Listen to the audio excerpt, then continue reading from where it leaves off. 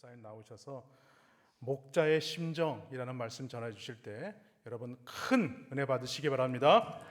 그래, 박수로 환영하겠습니다. 불러주셔서 감사합니다. 설교하기 전에 하나 부탁을 드려야 될 것 같은데요, 내일은 더 많이 오세요. 내일은 훌륭한 목사님이 오십니다. 모레는 더 훌륭한 목사님이 오시고 다 제 선배님들이 오시더라고요. 또 계속해서 저는 이 부산에 산지 21년이 됐는데 이쪽 동네에 와서 이렇게 설교하게 된 게 처음인 것 같아요. 불러주셔서 너무너무 감사합니다. 너무 감사합니다. 설교하기 전에 잠깐 제 소개를 좀 할게요. 저는 삼남 일녀를 두고 있습니다. 아들이 셋입니다. 감이 오시나요? 네. 그래서 위에 큰아이가 딸이고 둘째가 아들인데 둘 다 이제 결혼했고요. 지금 손녀가 둘이고 이제 셋째 손녀가 곧 이제 딸에게서 태어나려고 한 달 후에 태어납니다. 그리고 밑째 이제 셋째 넷째는 제가 부산에 와서 2004년에 부산에 왔는데 2004년생을 2005년에 입양하고 또 2006년생을 2007년에 입양했습니다. 11개 된 아이들이 저희 집에 와서 지금 다 잘 자라서 지금 이제 대학 1학년 3학년, 막내가 대학 이제 처음으로 미성년자가 없는 아버지가 됐습니다. 이 아이들이 어릴 때요, 한 번씩 왜 형 누나는 엄마가 낳고 나는 왜 엄마가 안 낳냐고 이렇게 막 따지듯이 엄마한테 물으면 저희 집 사람은 듣고 있다가 그러게 말이야, 너는 왜 엄마 뱃속에서 안 나왔어? 왜 딴 데서 나왔어? 그러게 말이야 이러고 웃고 지나가고 그랬습니다. 입양된 걸 어릴 때부터 아이들이 다 말을 했기 때문에 그랬어요. 근데 한동안은 또 왜 하필이면 나냐, 또 엄마 아빠는 나를 안 낳고 나는 또 우리는 또 입양되어야 됐느냐, 뭐 이런 말을 할 때 제가 늘 가족이 된다는 것에 대해서 설명을 그렇게 했어요. 우리 식구 6명 가운데 누가 제일 가까운 것 같으냐 이렇게 물으면 뭐라고 대답하겠어요? 형 누나라고 하겠어요? 엄마 아빠라고 하겠죠? 안 그런 집이 많은가 봐요. 지금 답을 꺼내는 거 보니까 당연히 엄마 아빠가 제일 가깝죠. 그래서 엄마 아빠가 제일 가깝잖아. 근데 엄마 아빠는 전혀 남남이었어. 남남이었는데 서로 사랑하기로 약속하고 하나님 앞에 약속하고 예배드리고 약속으로 우리가 가족이 된 거야. 가족이 되는 방법은 약속으로 되는 것도 있고 또 혈통으로 되는 것도 있는데, 형 누나는 엄마 아빠가 결혼해서 낳은 아이들이지만 너희들은 우리 4명이 너희를 입양하기로 가족 삼기로 약속을 하고 데리고 온 거야. 우리가 하나님의 자녀 된 것도 다 똑같아. 우리는 다 약속으로 하나님의 자녀가 된 거야. 그러면 아이가 금방 이해를 해요. 여러분들 이해가 확 되지 않습니까? 그래서 이런 차원에서 우리 모두 다 하나님께 입양된 자녀들이라고 믿습니다. 제가 딴 얘기 하려는 게 아니고 오늘 저를 처음 보는 분들이 많지만 이런 차원에서 저와 여러분 이미 주 안에서 한 가족인 줄 믿습니다. 옆 사람과 이렇게 인사할까요? 우리는 한 가족입니다. 우리는 한 가족입니다. 제가 잠깐 들어오면서 승론이들 왔다 갔다 하는 모습을 봤는데 진짜 가족 같아요. 친밀하신 것 같고 장로님들도 그러시고 우리 목사님 모신 지 5년 되셨다는데 정말 목회를 잘하고 계시구나 그런 생각이 들어서 참 행복했습니다. 오늘 말씀을 들을 때도 우리가 같은 하나님 아빠 아버지를 모시는 가족이란 마음으로 또 남으로 대하지 마시고 가족으로 대하며 말씀을 보면 좋겠습니다. 오늘 예수님께서 각종 질병들을 고치시고 또 장애자들을 고치시는 기적들을 행하셨지만 이 기적들을 행할 때 자신이 무슨 초능력을 행하시는 사람인 양 어스대거나 자랑하거나 생색내고 하지 않으셨습니다. 또 대단히 힘들여 무슨 특별한 일을 하시듯이 하지 않고 메시아로서 당연히 해야 할 일을 하는 듯이 마땅히 해야 될 사역을 하듯이 하셨습니다. 왜냐하면 예수님은 그런 기적이 대단한 거다, 이 기적 봤지, 이 기적을 자랑하려고 하신 것이 아니라 그런 표적이나 기적을 통하여 예수님이 바로 구원자요, 치료자요, 회복자임을 보여주시고 자신이 우리를 죄 가운데서 건지러 오신 메시아임을 증거하는 것이 더 중요한 목적이었기 때문입니다. 그러나 그렇다고 해서 예수님이 무성의하게 어쩔 수 없이 한다 하고 힘들이지 않고 대충 사역했다는 뜻은 아닙니다. 무한한 능력을 가지셨지만 사역을 하시는 태도는 혼신의 힘을 다해서 하셨습니다. 오늘 본문 35절을 보면 무한한 능력을 가지신 예수님의 태도가 어떠한지 잘 나와 있습니다. 우리 한번 같이 읽겠습니다. 시작. 예수께서 모든 도시와 마을에 두루 다니사 그들의 회당에서 가르치시며 천국 복음을 전파하시며 모든 병과 모든 약한 것을 고치시니라. 여기 회당에서 가르치고 천국 복음을 전파하고 모든 병과 모든 것을 약한 고쳤다, 가르치고 전파하고 고치셨다, 이 말씀을 우리가 많이 들었는데, 그 전에 예수께서 모든 도시와 마을에 어떻게 했다 그랬죠? 두루 다녔어요. 만일 예수님이 초능력자임을, 내가 신의 아들로 이런 기적을 행한다, 이거 보여주고 싶으셨다면 두루 일일이 걸어 다니면서 가르치고 전파하고 치유할 필요가 있었을까요? 이 말씀은 마태복음 4장에 보면요, 예수님께서 공생애가 본격적으로 시작됨을 알려주실 때도 이렇게 말씀하셨습니다. 예수께서 갈릴리에 어떻게 다녔다고요? 두루 다니사. 여러분 성경을 읽으시면 자주 보셨을 거예요. 예수님이 두루 다니시면서 가르치고 전파하고 고치셨다. 예수님 사역의 핵심적 내용이 무엇인지 세 가지를 보여주는데, 오늘 본문 35절은 10장에서 예수님께서 제자들을 사도로 파송하는 대목에서 나온 서론 부분입니다. 자기를 대신해서 사역할 제자들을 보내기에 앞서서 예수님 당신의 사역이 무엇이는지 한 번 더 설명하는 일종의 도입 부분입니다. 그런데 이 말씀을 보면 예수님은 결코 한 곳에 머물러 계시지 않고 온 도시와 마을을 어떻게 해요? 두루 다니시면서, 이 말은 부지런히 다니면서 사역하셨어요. 어떤 한 특정한 지역만이 아니라 예수님께서 다 다닐 수 있는 곳, 걸어 다닐 수 있는 곳은 빠짐없이 다 방문하셨다는 겁니다. 쉴 틈 없이 사역하셨다는 겁니다. 생각해 보세요. 초능력, 기적적인 능력을 보여주는 것이 목적이었다면 그렇게 두루 다닐 필요가 있었을까요? 하나님의 아들이 뭐 때문에 고생하면서 마을을 걸어 다니셨겠습니까? 그런 상상을 해봤어요. 만약에 2000년 전에 헬기를 만들어서 예수님이 타고 다녔다, 사람들이 막 얼마나 와 하지 않았겠습니까? 갑자기 도로를 확 뚫어놓고 자동차로 시동을 걸고 예수님이 타고 다니셨으면 사람들이 보고 저게 도대체 뭐냐, 희한한 분이다, 훨씬 더 멋있어 보이고 능력의 주인공으로 보이지 않았겠어요? 또 만일 예수님께서 편히 지내고 싶었다면 얼마든지 편히 지낼 수도 있었을 거예요. 예수님 은혜로 고침받은 사람 얼마든지 예수님 모시고 쉴 곳 마련해드리고 융숭하게 대접해드릴 수 있었을 겁니다. 그러나 우리 주님은 그런 대접을 받고 한 곳에 머물러 계시지 않았습니다. 자기 편리하려고 기적을 행하지도 않으셨습니다. 어떻게 하셨다고요? 두루 다니며 사역하셨습니다. 쉴 틈 없이 자신의 몸을 다 바쳐서 사역을 하셨습니다. 이런 관점에서 볼 때 예수님이 하신 사역들, 즉 그들의 회당에서 가르치시며 천국 복음을 전파하시며 또 모든 병과 모든 약한 것을 고치시는 이 사역, 그냥 쉽게 되는 사역이 아니라 교육, 훈련, 복음 전파, 이 모든 병과 모든 약한 것을 치료하시는 치유 사역, 그 어느 하나도 그냥 앉아서 밥 먹듯이 편하게 하는 일들이 아니었다는 겁니다. 마땅히 해야 할 일, 당연히 해야 할 일을 자연스럽게 하긴 하셨지만 분명 우리 주님은 혼신을 다해 가르치셨고 최선을 다해 열정을 가지고 천국 복음을 선포하시고 전도하셨을 겁니다. 뿐만 아니라 그 많은 병자들을 고치시고 치유의 기적을 행하실 때 쓱 지나가면서 손 한 번 얹으니까 수백 명이 나았다, 그러지 않았어요. 애정을 가지고 정성을 다해서 가르치고 정성을 다해서 선포하시고 한 사람 한 사람 만지며 치유하셨습니다. 하나님의 아들이신 예수께서 말씀 한마디로 원하는 사역의 열매를 한 번에 다 내어놓을 수도 있지만 예수님은 이 세 가지 사역 중 어느 하나에 치우치지 않으시면서 모든 사역을 열정과 애정을 가지고 하셨어요. 그렇다면 영혼을 섬기는 우리의 자세가 어떠해야 되겠습니까? 우리 예수님의 모든 가르침, 모든 전도, 모든 기적적인 치유 사건들은 예수님 자신이 명성을 얻거나 자신이 대단한 사람이라는 것을 드러내는 것이 목적이 아니라 예수가 바로 하나님의 아들이심을 선포하고 예수님이 오심으로 하나님 나라가 시작되었음을 선포하고 그 예수님이 결국 십자가에서 대속제물로 죽으시고 부활하심으로 우리를 구원하러 오신 메시아임을 보여주시려고, 그것을 보여주기 위해서 전초적으로 하신 사역들이 바로 가르치고 치유하고 전파하는 사역들이었습니다.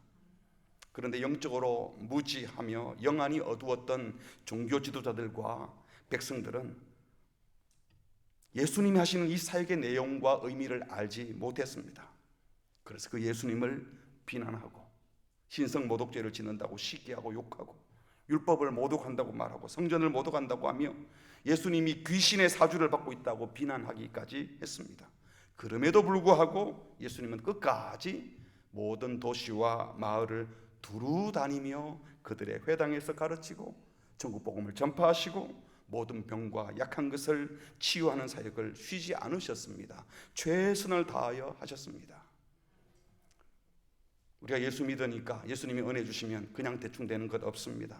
예수님도 이렇게 사역하셨음을 기억하신다면 우리가 영혼 구원하는 사역 그냥 되지 않습니다. 최선을 다해야 되는 줄 믿습니다. 그렇다면 과연 전능하신 하나님의 아들 예수께서 이렇게 쉬지 않고 두루 다니며 가르치고 전파하고 치유하는 사역을 쉼없이 하셨던 진짜 이유가 뭘까요? 하나님의 아들로서 얼마든지 초능력을 보이면서 쉽게 사역할 수도 있었을 것인데 아버지의 말씀에 순종하여 이렇게 신실하게 사역을 감당하였던, 헌신하였던 이유가 무엇입니까? 물론 메시아로서 해야 할 일이니까 했습니다. 맞습니다. 아버지의 말씀에 순종하시고 책임을 가지고 하셨습니다. 하지만 아이고, 하나님이 날 보내시니까 할 수 없어. 내가 하나님의 아들로 메시아로 왔으니까 이 일 해야 돼. 해야 하기 때문에 하신 것은 아니라는 것입니다. 타의에 의해서 무슨 의무감 때문에 마지못해서 사역하셨을까요? 영 앙는데 뭐 할 수 없지, 뭐 힘들지만 해야지, 그렇게 하셨을까요? 여러분, 주님의 일은 그렇습니다. 책임감도 중요하고 사명감도 중요하지만 책임감, 사명감만 가지고 하는 사역은 행복하지 않아요. 교회 안에 책임감, 사명감 가진 사람들이 있어요. 그래서 일은 해냅니다. 근데 본인이 안 행복해요. 본인이 안 행복하면서 한 일을 옆에서 보는 사람도 안 행복합니다. 그 사역에 대한 내적 동기가 복되지 않으면 결코 그 사역도 복될 수가 없어요. 일은 해낼 수 있을지 모르지만 마음 깊은 곳에 동기가 분명해야 된다는 겁니다. 할 수 없어. 권사인데 이 정도는 해야지 뭐. 장로가 돼가지고 이 정도 안 하면 안 되지. 그런 책임감, 의무감, 사명감 물론 필요합니다. 그러나 그것이 우리 사역의 근본적인 동기가 될 수 없다는 겁니다. 그 사역의 동기가 무엇이어야 할까요?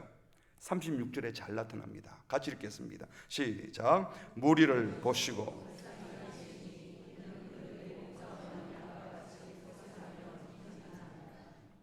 무리를 보고 어떻게 여겼다고요? 불쌍히 여겼다. 긍휼히 여기는 마음.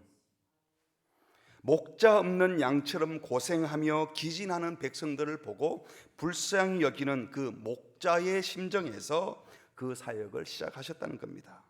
그 마음 중심에 그 사역의 동기가 영혼을 보고 긍휼히 여기는 마음, 불쌍히 여기는 마음이라면, 다른 말로 하면 사랑해서 하는 일이라면 그 사역이 아무리 힘들고 어려워도 감사하면서 할 수 있고 사랑해서 하는 일이면 신나서 기뻐서 할 수 있는 줄 믿습니다.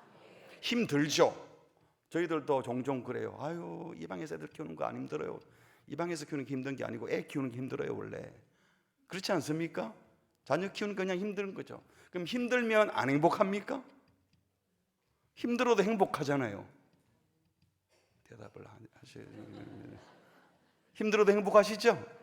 네, 교회 생활도 영혼을 구원하는 일들도 주의 일은 다 쉬운 게 아닙니다. 어렵고 힘이 들 수 있어요. 그러나 정말 사랑해서 한다면 감당할 수 있다는 겁니다. 사실 예수님은 지금까지도 무리들에게 둘러싸여 있었지만 예수님께서 그들을 불쌍히 여기셨다라는 말씀은 표현되지 않았는데 오늘 이 말씀을 통하여 예수님의 사역의 가장 중요한 동기가 무엇인지 분명히 소개해 주고 있습니다. 뿐만 아니라 이 말씀은 예수님이 사역하시는 주변의 사람들의 형편, 다시 말하면 죄인들의 형편이 어떤 형편인지를 소개해 주고 있습니다. 그러니까 예수님은 억지로 마지못해서 사역하신 것이 아니라 사람들의 형편을 잘 살펴보시고 불쌍한 사람들이구나, 사랑해야 되겠다, 사랑하는 마음으로, 불쌍히 여기는 마음으로 사역을 하셨습니다. 마음에서 우러나온 사랑의 동기에서, 자발적인 사랑의 마음에서 사역을 하셨습니다. 이것이 바로 목자의 마음, 목자의 심정입니다. 저와 여러분에게 이 마음을 주시기를 바랍니다. 여기서 중요한 것은요, 너 왜 불쌍히 여겼냐, 뭘 불쌍히 여겼냐는 거예요. 36절 보니까 무리를 보시고 불쌍히 여겼는데 이유가 뭐라고요? 그들이 뭐 없는 양? 목자 없는 양과 같이 고생하고 기진하고 있었다. 구약 성경에서 이스라엘 백성들의 불쌍한 형편을 묘사할 때 목자 없는 양처럼 이곳저곳 방황하는 모습으로 자주 묘사했어요. 민수기 27장 16절에 보면 이 말씀은 모세가 아바림산에 올라가서 죽음을 앞두고 후계자가 필요하다는 말을 하면서 모세가 죽기 전에 하나님께 드린 기도이죠. 여호와 모든 육체의 생명의 하나님이시여 원하건대 한 사람, 여호수아를 생각했겠죠. 한 사람을 이 회중 위에 세워서 그들 앞에, 그 지도자가 그 백성들 앞에 출입하며 그들을 인도하여 출입하게 하사, 같이 할까요? 시작. 여호와의 회중이 목자 없는 양과 같이 되지 않게 하옵소서. 그러니까 백성들에게 지도자가 없는 상태가 안 되게 해달라, 목자 없는 양과 같은 상태가 없도록 해달라. 이게 이제 모세의 기도였어요. 열왕기상 22장 17절에도 보니까 그가 이르되 내가 보니, 같이 합시다, 온 이스라엘이 목자 없는 양같이 산에 흩어졌는데, 이스라엘에 참 지도자가 없는 상태를 이렇게 묘사한 겁니다. 여호와의 말씀이 이 무리에게 주인이 없으니 각각 평안히 자기 집으로 돌아갈 것이니라 하셨나이다. 스가랴 10장 2절에도 드라빔들은 허탄한 것을 말하며 복술자는 진실하지 않은 것을 보고, 드라빔 무상이죠. 복술자 점치는 거죠. 이런 것들이 이상한 것을 보고 진실하지 않은 것을 보고 거짓 꿈을 말한즉 그 위로가, 이 점치는 사람들이나 우상 숭배자들이 하는 위로가 다 헛된 것이다. 거짓 선지자 우상 숭배자들이 백성들을 혼란하게 하기에, 같이 읽습니다. 시작. 백성들이 양같이 유리하며 목자가 없으므로 공고를 당하나니, 백성들을 안내하는 참된 지도자가 없어서 곤란을 겪고 있다는 겁니다. 에스겔서 34장도 유명한 말씀이죠. 목자가 없으므로 그것들이 흩어지고 흩어져서, 지도자가 없으니까 온 백성이 다 흩어져서 어떻게 된다고요? 들짐승의 밥이 되어버렸다.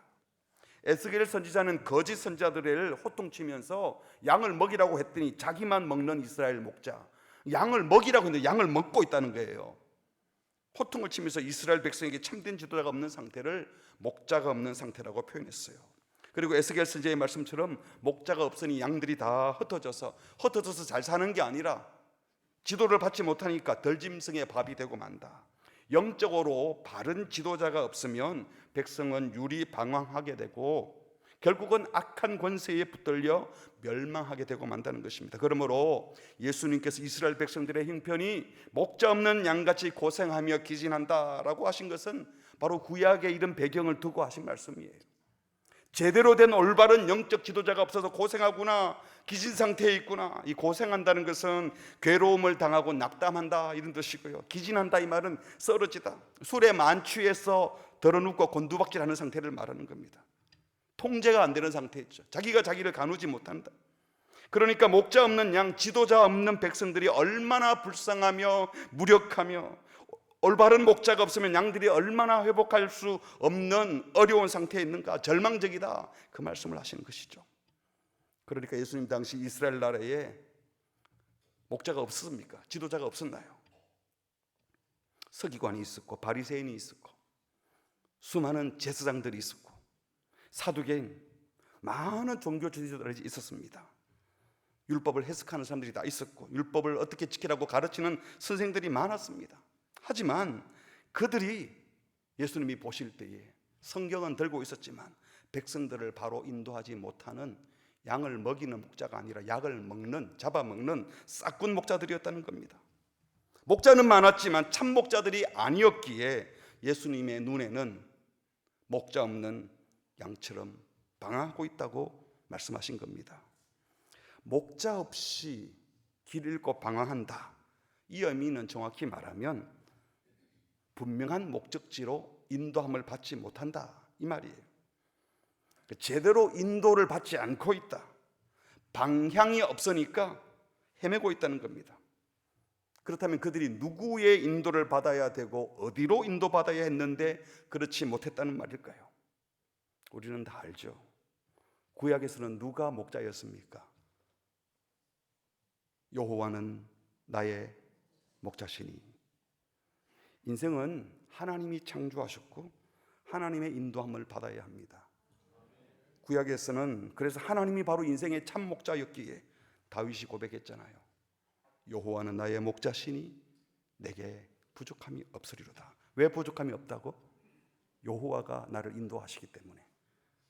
그가 여호와가 나를 푸른 풀밭에 누이시며 쉴 만한 물가로 인도하시는도다. 같이 할까요?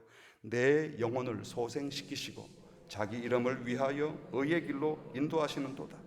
내가 사망의 음침한 골짜기로 다닐지라도 해를 두려워하지 않을 것은 주께서 나와 함께 하심이라.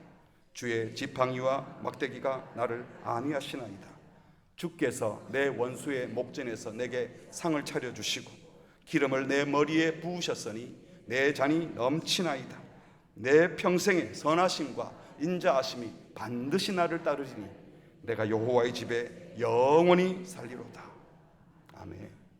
여호와가 나의 목자라고 확신했던 다윗은 그 어떤 경우에도 나를 인도하실 거라고, 그래서 나는 부족함이 없다고, 영원히 내 평생에 하나님의 선하심과 인자하심이 반드시 나를 인도하기 때문에 나는 여호와의 집에 영원히 살 거라고 노래했습니다. 다윗에게 하나님이 자신의 목자였으며 하나님이 이스라엘 민족의 목자라고 믿었습니다. 구약 시대에는 하나님이 이스라엘의 목자였는데 이제 신약 시대에 누가 목자라는 겁니까? 예수님이 목자 없는 이스라엘을 위해 참 목자가 되시려고 친히 오신 겁니다. 그리고 마태복음에서 이미 예수님을 목자로 예언했죠. 마태복음 2장 6절 예수님 탄생 기사 때 아닙니까? 또 유대 땅 베들레헴아 너는 유대 고을 중에서 가장 작지 아니하도다. 네게서 한 다스리는 자가 나와서 내 백성 이스라엘에 뭐가 된다고요? 목자가 되리라. 메시아로 오신 예수님이 바로 목자였다고 말씀하셨습니다. 마태복음을 마무리할 때입니다. 26장. 그때 예수께서 제자들에게 이르시되 오늘 밤에 너희가 다 나를 버리리라. 제자들이 도망갈 걸 말했어요. 기록된 바, 이것은 스가랴 13장 7절을 인용한 건데 내가 목자를 치리니 양의 떼가 흩어지리라 했는데 그 일이 이루어질 거다. 십자가 지시기 전에 예수님이 사형언도 받으니까, 목자를 치니까, 자신이 고난당하니까 양떼들이 흩어지는, 제자들이 떠날 것을 말씀하신 것이죠. 그러니까 목자가 없어 불쌍하게 살고 있는 영혼들을 위해 이제 예수님이 참 목자로 오셨습니다. 그렇다면 여기서 우리가 깊이 생각할 것이 있습니다. 예수님께서 목자 없는 인생들을 보시고 불쌍하다 하셨는데 목자가 없어서 그들이 어떤 상태가 되었기에 불쌍하다고 하셨을까요? 그들이 불쌍하다고 말씀하신 진정한 의미가 무엇일까요? 우리 예수님이 영혼들을 보고 불쌍하다, 먹을 것이 없어서 불쌍하다고 생각했을까요? 잠잘 집이 없어서 불쌍하다고 말씀하셨을까요? 육체적으로 병을 너무 앓고 있으니까 불쌍하다고 했을까요? 아니면 경제적으로 너무 궁핍한 생활을 해서 이스라엘 나라가 다른 나라보다 못 살아서 불쌍하다고 했을까요? 정치적으로 지금 로마의 억압을 받고 있고 헤로드 왕이 정치를 잘못하고 있고 빌라도 총독이 지혜롭지 못해서 각종 고통에 시달리고 있으니 불쌍하다고 했을까요? 아니면 예수님이 오셨을 때 과학기술 문명이 발달하지 못하고 문화적 혜택을 누리지 못하니까 아이고 이렇게 청한하게 살고 있구나, 그래서 불쌍하다고 하셨을까요? 물론 우리 예수님께서 인간의 육체적인 필요, 배고픔, 질병 그거 고쳐주셨어요. 정신적인 필요도 채워주셨습니다. 그것 없어서 불쌍한 점도 있겠지만 그들이 진짜 불쌍한 이유는 그것이 아니었습니다. 예수님께서 그들을 불쌍히 여긴 이유는 그런 것이 아니었다는 겁니다. 목자 없는 양과 같이 고생하며 기진했다고 하는 것은 그들이 보호를 받고 있지 못하다는 것이었어요. 당시 문화로 들짐승으로부터 위협에 처해져 있다는 겁니다. 어디서부터 보호를 못 받는 거예요? 악의 세력에서부터 보호받지 못하고 있다는 겁니다. 그래서 불쌍한 겁니다. 보호받지 못한다는 것은 물론 영적으로 악한 세력, 마귀의 공격 대상이 되어버렸다는 겁니다. 잡아먹힐 지경에 있다는 거예요. 그래서 결국 영적으로 죄와 사망의 권세 아래 놓이게 되고 그 안에서 허덕이게 되었다는 것입니다. 우리 인생이 영적으로 보호받지 못하면 아무리 돈이 많아도 아무리 권력이 있어도 명예가 있어도 몸이 건강해도 영적으로 버려지면 어떤 모습이 됩니까? 소위 영적으로 불쌍한 모습이 무엇입니까? 그게 문제잖아요. 로마서가 그것을 잘 말씀하십니다. 1장 28절에 또한 그들이 마음에 하나님 두기를 싫어하며 목자를 받아들이지 않는 거죠. 하나님께서 그들을 그 상실한 마음대로 내버려 두사 유기했다는 건데, 목자 없이 살도록 각자 알아서 살라, 양같이 각자, 우리는 다 양 같아서 그릇 행하여 각기 제 길로 갔거늘, 바로 그거잖아요. 내버려 뒀어요. 지도자의 인도함을 받지 않고 지도자를 따르지도 않고 그냥 내버려 뒀더니 어떻게 한다고요? 합당하지 못한 일을 하게 됩니다. 그렇게 한 일이 뭡니까? 29절부터 같이 읽겠습니다. 천천히. 곧 모든 불의, 추악, 탐욕, 악의가 가득한 자요, 시기, 살인, 분쟁, 사기, 악독이 가득한 자요, 수근수근하는 자요, 비방하는 자요, 하나님께서 미워하시는 자요, 능욕하는 자요, 교만한 자요, 자랑하는 자요, 악을 도모하는 자요, 부모를 거역하는 자요, 우매한 자요, 배약하는 자요, 무증한 자요, 무자비한 자라. 그러니까 목자가 없는 양들의 모습, 목자의 보호를 받지 않고 자기 가고 싶은 대로 가도록 내버려 둔 상태, 상실한 마음 상태로 내어부른 상태, 사단에게 사로잡힌 자들, 죄의 근세에 사로잡힌 자의 모습이 바로 이 모습이라는 겁니다. 다시 말해서 목자이신 하나님과 상관없는 죄인의 모습, 우리의 참 목자이신 예수 믿지 않는 자의 모습, 예수님과 관계가 없는, 예수님과 아무 상관이 없는 사람들의 모습이 이런 모습이라는 겁니다.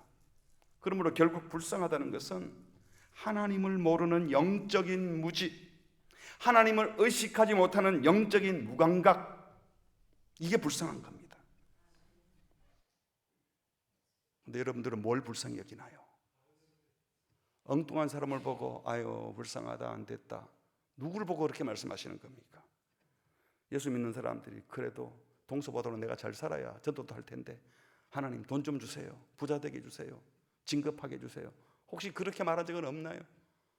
그럼 내가 불쌍해지는 거예요. 비참해지는 거예요. 엉뚱한 것을 불쌍히 여기는 거잖아요. 아무리 떵떵거리고 살아도 복음 먹고 예수님 모르면 그들이 불쌍한 눈이 떠져야 전도를 하든 말든 할 것 아닙니까? 또 우리가 그 사람들을 부러워하고 있고 내가 불쌍하다 이래서 되겠습니까? 그래서 말씀하시기를 에베소서 4장 17절, 그러므로 내가 이것을 말하며 주 안에서 정언하노니 이제부터 너희는 이방인이 그 마음에 허망한 것으로 행함같이 하지 말라. 이방인들은 헛된 것을 쫓으면서 이게 진짜인 줄 알고 쫓아다닌다. 그들의 총명이 어두워져서 판단력이 없어졌어요. 그들 가운데 있는 무지함, 그들의 마음의 굳어짐으로 말미암아 하나님에서 생명에서 떠나서 죄된 생명 붙들고 사는 거예요. 19절 같이 할까요? 그들의 모습 시작. 그들이 감각 없는 자가 되어 자신을 방탕에 방임하여 모든 더러운 것을 욕심으로 행하되, 무감각해졌어요. 무지한 사람들은 방탕에 방임한다, 통제가 안 되는 거예요. 죄된 욕망을 따라 열심히 사는데 통제가 안 돼요. 그래서 모든 더러운 것을 자기 원하는 대로 욕심으로 해요. 본능에 충실한 거죠. 이게 비참한 모습입니다. 여러분, 몸에 질병이 있어서 불쌍한 게 아니에요. 사형 선고를 받고 침상에 누워 있어도 다른 이들에게 복음 전할 수 있습니다. 오히려 더 멋지게 전할 수 있어요. 남들이 와서 불쌍하다고 어떡하노 그래도 괜찮다, 나는 이제 죽으면 천국 가는데 니대로 더 불쌍하다, 예수 믿어야지, 얼마나 강력한 메시지가 되겠어요. 그렇게 할 수 있기를 바랍니다. 돈 없다고 가난해서 불쌍한 것이 아니에요. 아파트 평수가 좁고 아직 주택 살면 불쌍한 거예요? 큰 평수에 사는 사람들은 행복하던가요? 머리 나쁘고 실력 없고 백 없어 권력 없어 힘 못 쓰면 불쌍한 겁니까? 그러면 권력을 가지면 안 불쌍한 거예요? 보셨잖아요. 권력 있는 사람들 다 감옥에 갈 사람들이 얼마나 많아요. 우리나라 역대 최고의 권력자들 감옥 간 사람들 여러 명 있잖아요. 퇴임하고 나서 벌벌 떨어야 되잖아요. 그런데도 권력을 가지면 행복하리라고 생각하면 그거 죄송합니다, 바보 아니에요? 그거 어리석은 거잖아요. 세상 권력을 가지고 뭔가 되리라고 생각하는 거 안 되잖아요. 손에 무엇이 없고 무엇을 하고 못하고 이것 때문에 불쌍한 것이 아니라는 거예요. 이걸 분별해야 돼요. 영적으로 하나님을 떠나서 영적으로 무지하고 무감각한 그 존재 자체가 불쌍하다는 것입니다. 하나님이 창조하실 때 하나님의 형상대로 아름답게 만들었는데 하나님의 형상을 가져야 될 인간이 갖춰야 될 마땅한 것을 갖추지 못한 상태, 그 인격에 하나님의 형상에 배어 나오지 못한 죄된 정욕만 배어 나오는 사람들, 그게 불쌍한 겁니다. 이런 사람들, 목자 없는 양들의 모습이고, 이런 사람들은 보면 매력적이지 않아요. 예수님의 향기가 나지 않죠. 죄의 모습을 풍기고 욕망을 풍기며 사는 거예요. 그러나 복음이 있으면 옷은 아무리 허름하게 입어도, 얼굴에 좋은 화장을 못하고 그냥 피부가 거칠어도, 눈빛이 맑고 입가에 미소가 있고, 보면 보고 싶고 또 만나고 싶고 매력적인 사람이 되는 겁니다. 제가 본 분들 가운데 뜯어보면 분명히 못생겼는데 볼 때마다 잘생겼다 생각되고 또 만나고 싶은 그런 분들이 참 많아요. 옆에 있는 분은 어떠세요? 매력적인가요? 한번 인사합시다. 당신의 얼굴이 전도지입니다. 우리가 불쌍한 얼굴 가지고 와서 전도가 되겠습니까? 꾸민다고 되는 것이 아니라 우리가 마음 깊은 곳 속에 긍휼의 마음, 사랑의 마음, 하나님의 인도함을 받고 있다는 확신, 내가 갈 곳에 대한 분명한 소망이 있으면 얼굴빛에 드러나는 겁니다. 그런 얼굴이 되기를 바랍니다. 그러므로 불쌍한 사람이란 뭘 갖지 못했거나 능력이 없는 자가 아니라 진짜 하나님을 만나지 못한 사람, 자기가 갈 곳에 대한 소망이 분명하지 않은 사람, 죄 용서함을 받은 것에 대한 확신이 없고 죄책감에 사로잡힌 사람, 그래서 하나님과 관계 못 맺고 벌벌 떨고 있는 사람, 구원받지 못한 사람, 그들이 불쌍한 자입니다. 그럼 반대로 불쌍하지 않은 사람이 누굽니까? 구원받은 사람이에요. 죽어서 천국 간다, 요 정도만 한 것이 아니라, 물론 죽어 우린 천국 갈 거예요.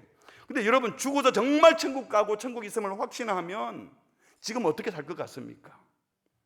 내세를 너무 강조하니까 현세를 못 사는 게 아니라, 내세를 정말 믿으면 현세를 그렇게 살 수가 없잖아요. 죄 용서함을 받아서 소위 영생을 얻었다는 것은요, 이미 얻었어요. 완료형이에요. 이미 얻었고 장차 영원한 영광에 이를 거예요. 그래서 죽어서 천국 갈 사람이라는 이 신분을 가졌다면 이 땅에서 다 준비되어 있는데 여기서 아무리 없어도 여유가 있고 품격을 갖고 살게 될 줄 믿습니다.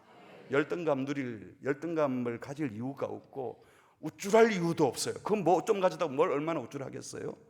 우리는 저곳에서 최고의 영광을 누릴 자들인데. 에베소서 4장 20절입니다. 오직 너희는 그리스도를 그같이 배우지 아니하였느니라. 21절 같이 읽겠습니다. 시작. 진리가 예수 안에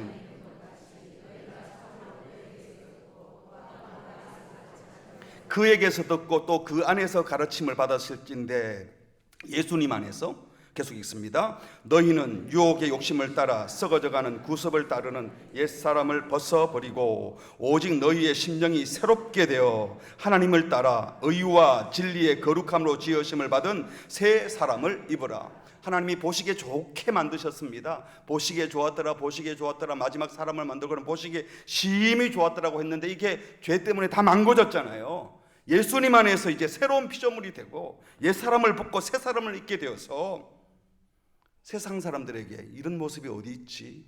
뭐가 다르지? 뭔가 다른데? 이걸 보일 수 있다는 거예요. 죄의 욕심을 좇지 않고 진리를 따르며 심령의 새로움을 받아 하나님의 의와 진리와 거룩함을 따르는 새 사람, 이 사람들이 바로 불쌍하지 않는 사람, 영혼의 목자를 만나서 인도함을 받는 사람, 그 사람이 불쌍하지 않는 하나님의 자녀들인 줄 믿습니다. 이런 하나님의 사람들은 생명을 불러일으킵니다. 한마디로 살린다는 거예요. 죽이는 말을 안 하고 살리는 말을 합니다. 격려하는 말을 합니다. 비판, 평가, 판단하지 않고 어떻든 세워줍니다. 그래서 그분과 함께 있으면 격려받고 위로받아야 되는데 누가 나타나면 숨자, 아이고 또 저 사람 말했다, 겁난다, 이러면 안 되잖아요. 함께 있으면 따뜻함을 느끼고 보기만 해도 힘이 되는 사람이 있고 기쁨이 있고 감사가 있는 사람이 있는가 하면, 어떤 사람은 온갖 좋은 말을 하는데 그냥 피곤한 사람이 있어요. 여러분은 어떤 사람입니까? 기쁨이 있고 감사가 있고 하나님을 경외함이 있고, 그래서 함께 하고 싶은 사람이 되셨으면 좋겠습니다. 친근하지만 또 함부로 할 수 없는 권위가 있습니다. 우리 예수님이 그런 분이셨어요. 종교 지도자들이나 권력자들은 함부로 하지 못했습니다. 그러나 우리 예수님은 가난한 자, 병든 자, 약한 자들은 얼마든지 가까이 갈 수 있었어요. 가까이 하고 싶은 분, 그러나 함부로 할 수 없는 분, 이게 신자여야 합니다. 누구든지 용납하는데 그러나 아무도 함부로 할 수 없는 사람, 그것이 신자여야 됩니다. 왜 그렇습니까? 천국에 무한한 자원을 가지고 천국에 확실한 소망을 가지고 지금을 살고 있기 때문에. 그래서 구두쇠처럼 안 살아요. 너무 쫀쫀하게 살지 마세요. 교인들을 교회 11조하고 감사금하고 돈이 없어가지고 맨날 안 믿는 사람들이 밥 사도록 기다리고 그러면 전도 못합니다. 여러분이 좀 더 여유를 가지시고 나누시고 베푸는 자리에도 많이 가시기를 바랍니다. 그러므로 구원받은 사람이란 무슨 능력을 받은 자들이 아니라, 무슨 특권을 가지고 자랑하는 사람이 아니라 하나님의 은혜를 받고 그 존재가, 그 신분이 바뀌어진 자들을 말합니다. 여러분은 불쌍한 사람들입니까? 불쌍하지 않은 사람들입니까? 불쌍하지 않죠? 아무도 자기가 자기를 불쌍하다고 생각지 말기를 바랍니다. 우리는 주님 만났기 때문에 안 불쌍해요. 괜찮은 사람이에요. 그 사람 참 괜찮아. 나도 그 사람 닮았으면 좋겠어. 그 사람하고 있으면 왠지 마음이 편하고 좋아. 그 사람 생각만 해도 기분이 좋아져. 힘이 솟는 것 같아. 이런 사람이 되시기를 바랍니다.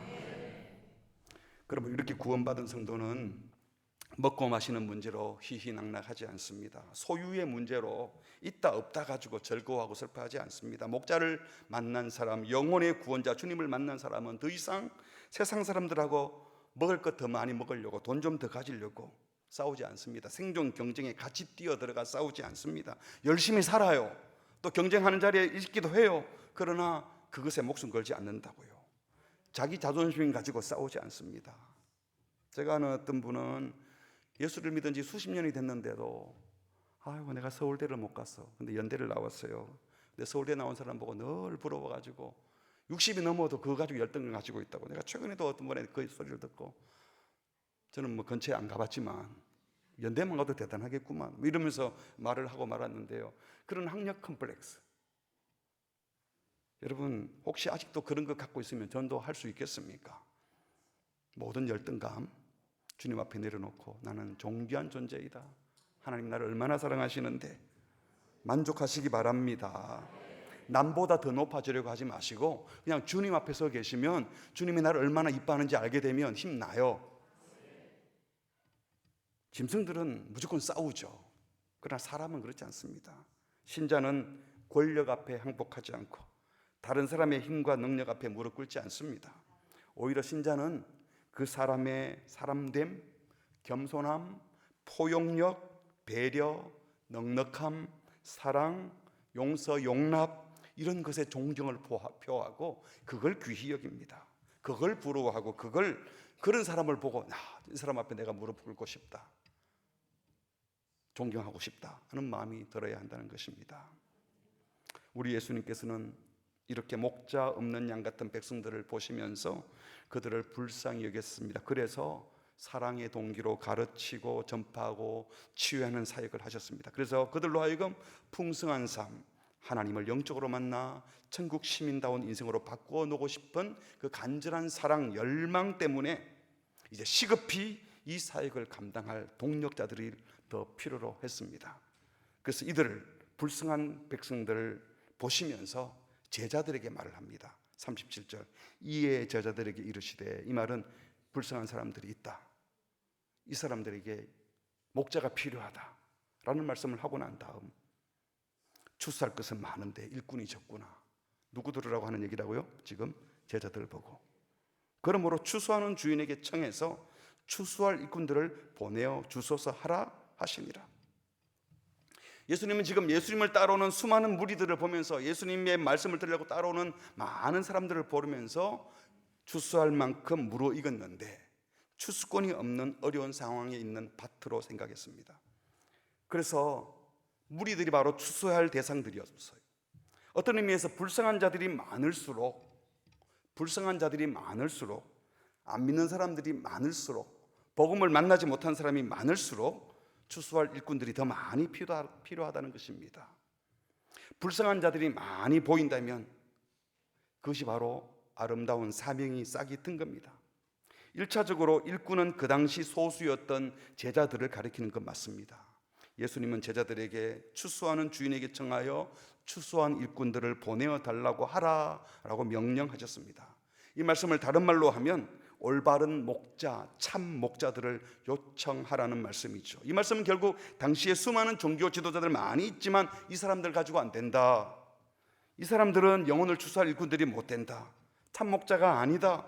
백성들에게 무거운 짐만 지고 있는 싹군들이다. 그러니 너희들이 나서야 되겠다. 그 말이시죠.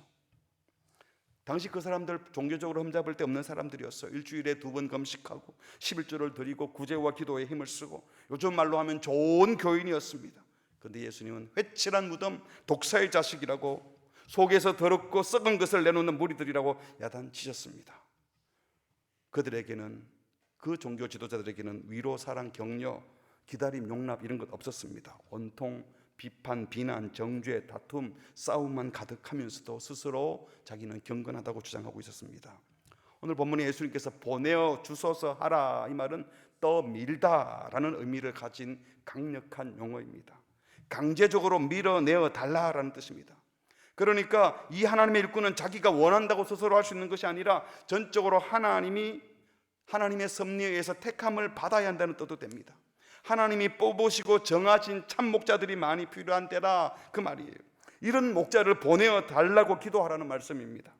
그리고 이렇게 예수님께서 시급하게 추수할 일꾼을 찾으시는 이유는 백성들을 보고 불쌍히 여기는 마음, 목자의 마음에서 시작된 것이었습니다. 주님의 일, 복음 사역의 동기는 결코 다급성이나 효율성이 동기가 되면 안 되고, 다시 원점으로 돌아가서 영혼을 불쌍히 여기는 목자의 마음, 목자의 심정에서 시작해야 합니다. 우리 주변에 여전히 불쌍한 자들이 많이 있지요. 먼저 여러분들이 불쌍한 얼굴을 하지 마시고 행복한 얼굴을 하시고, 그들에게 내가 가진 복음이 얼마나 좋은 것인지 입으로 복음을 자세히 설명은 못하더라도 최소한 우리의 모습으로 뭐가 진짜 불쌍한 것이고 뭐가 안 불쌍한지 우리가 갖고 있는 기준이나 삶의 목적을 통해서 보여줄 수 있기를 주의 이름으로 축복합니다. 말씀을 정리하겠습니다. 첫 번째로, 나의 사역의 동기가 무엇인가? 전도만 그렇습니까? 교회를 섬기는 일도, 직장 생활도 다 마찬가지입니다. 내게 사람을 불쌍히 여기는 마음, 목자 없는 양 같은 사람을 안타까이 여기는 마음이 있는지 물어봐야 됩니다. 지옥 가든지 말든지 지가 알아서 할 거고, 이렇게 하면 안 되잖아요. 우리가 사랑하는 가족인데도 때가 되면 오겠지, 그럴 수 없잖아요. 기도해야 됩니다. 주님, 제게 긍휼한 마음을 주옵소서. 그게 없으니까 안 되는 거예요. 주여, 제게 긍휼한 마음을 주옵소서. 영혼 사랑하는 마음을 주옵소서. 불쌍히 여기는 마음을 주옵소서. 이것이 저와 여러분의 기도가 되기를 바랍니다. 사랑 없이 하는 것은 아무 소용이 없습니다. 고린도전서 13장에 보면 내가 사람의 방언과 천사의 말을 할지라도 사랑 없으면 그것은 다 소음이라고. 소리나는 구리, 울리는 꽹과리, 소음이래요. 네가 예언을 하고 온갖 지식이 있고 산을 옮길 만한 믿음이 있어도 사랑이 없으면 아무것도 아니라고 했어요. 심지어요, 구제를 하고 목숨을 내놓는 순교, 온 전 재산을 팔아서 구제하고 자기 목숨을 내놓는 순교까지 할지라도 사랑이 없으면 내게는 아무 유익이 없다 그랬어요. 내 재산 다 팔아서 구제해도 사랑 없이 구제할 수 있다는 말이기도 하고, 순교도 사랑 없이 할 수도 있는데 그건 다 헛거라고. 사랑이 없이 참된 사역이 시작될 수도 없고, 또 반대로 사랑 없이 그런 외식하는 행동도 얼마든지 할 수 있다는 말이기도 합니다. 무섭지요. 그래서 뭔가 일을 하는 것이 더 중요한 것이 아니라 내 속에 사랑의 마음을 부어 주시옵소서. 긍휼의 마음을 주옵소서. 새생명 축제를 앞두고 영혼 사랑하는 마음을 달라고 간절히 기도할 수 있기를 바랍니다. 두 번째로, 뭘 진짜 불쌍히 여기는가? 이 기준이 헷갈리면 안 돼요. 아이고 불쌍해라 라고 했는데 그게 뭘 보고 불쌍하다고 합니까? 예수 믿는 사람이 불쌍히 여기는 것과 세상이 불쌍히 여기는 것이 달라야 하는 겁니다. 그 영혼이 주님을 만나지 못하고 기준이 분명하지 못해서 이 생이 전부인 줄 알고 돈, 명예, 권력 그런 것에 붙들려서 여기서 편리하게 사는 것이 전부인 줄 알고 사는 그 사람들을 보고 불쌍히 여길 수 있어야 되는 겁니다.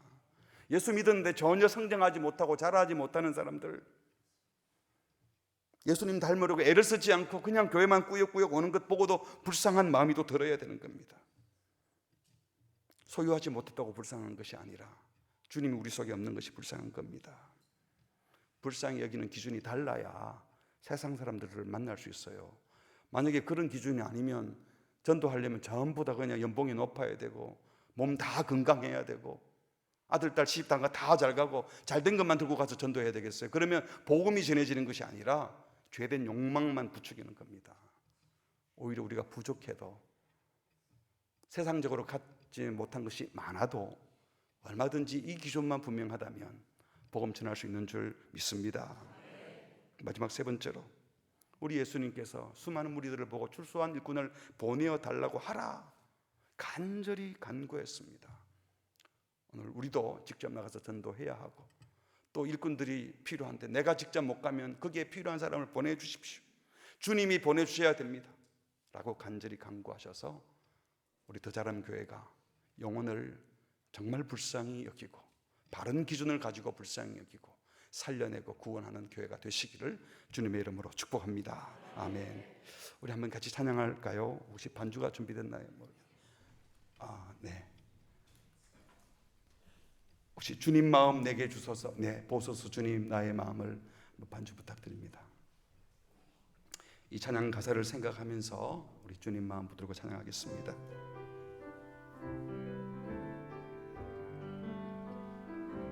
보소서 주님 나의 마음을 선한 것 하나 없습니다. 그러나 내 모든 것 주께 드립니다. 사랑으로 안으시고 날 새롭게 하소서.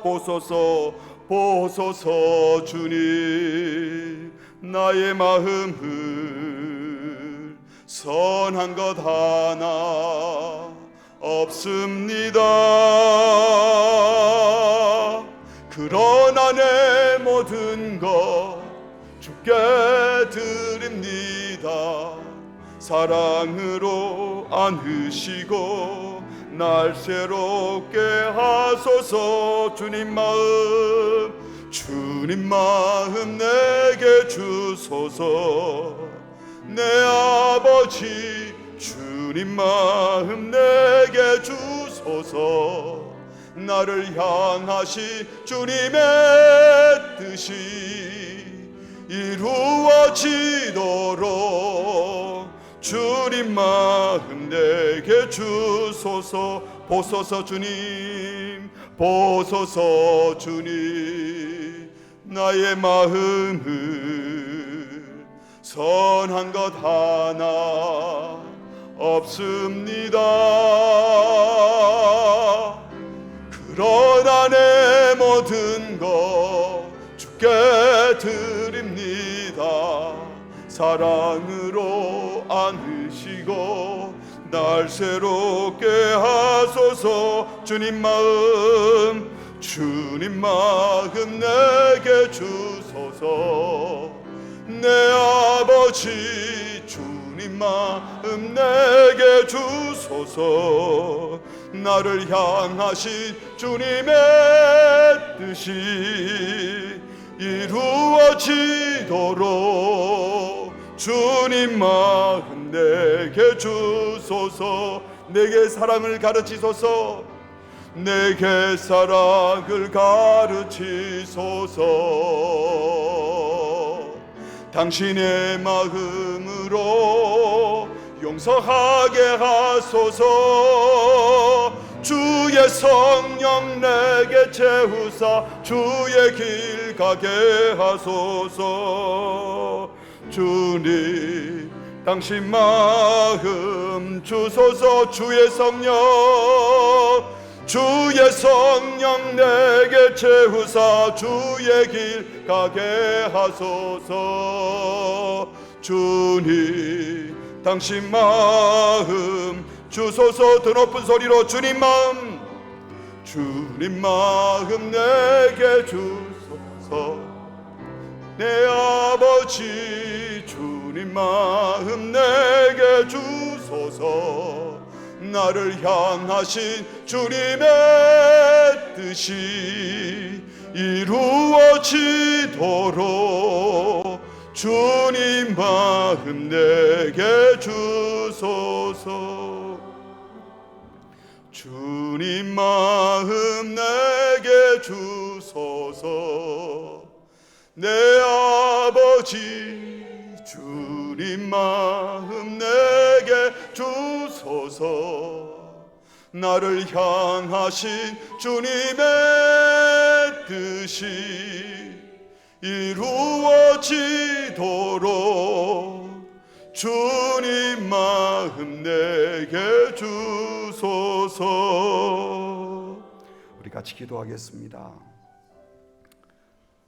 제 사역 처음에 돌아보면요, 제 마음에 사랑이 없는 것 같아서 주님 사랑의 마음을 주세요. 지금도 돌아보면 가장 큰 문제는 제 속에 사랑이 부족하다는 거예요. 사랑이 없이 하는 사역은 다 엉터리가 됩니다. 우리가 새생명 주제를 앞두고 전도를 하는 것도 무슨 동기로 이 일을 하는가, 누가 불쌍한가, 뭐가 불쌍한가, 이게 분명하지 않으면서 우리가 전도할 수 없는 겁니다. 이 시간 기도할 때 주님 영혼을 사랑하는 마음을 주시고 불쌍히 여기는 기준이 분명해지게 해주시고 한 명이라도 살려야 되는 우리 예수님의 그 간절함을 우리에게 주셔서 생명 살린 일에 쓰임받게 해달라고. 혹시 우리가 불신자들 앞에서 좀 부족한 것 때문에, 세상적으로 좀 모자라는 것 때문에 별것 아닌 인생인 것처럼 스스로 열등감을 가지거나 추한 모습을 보였다면 이 시간 용서를 주님께 구하고, 주님 내가 귀한 존재라는 것을 알고 다시 일어나 사람들 앞에서 참 불쌍한 게 무엇인지, 복음이 무엇인지 나의 이 현재의 모습으로도 보여줄 수 있도록 주여 은혜를 주시옵소서. 우리 주님의 이름 크게 한번 부르고 합심해서 기도하시겠습니다. 주여, 주여, 우리에게 은혜를 베풀어 주셔서 주님 마음을 갈 수 있도록 주님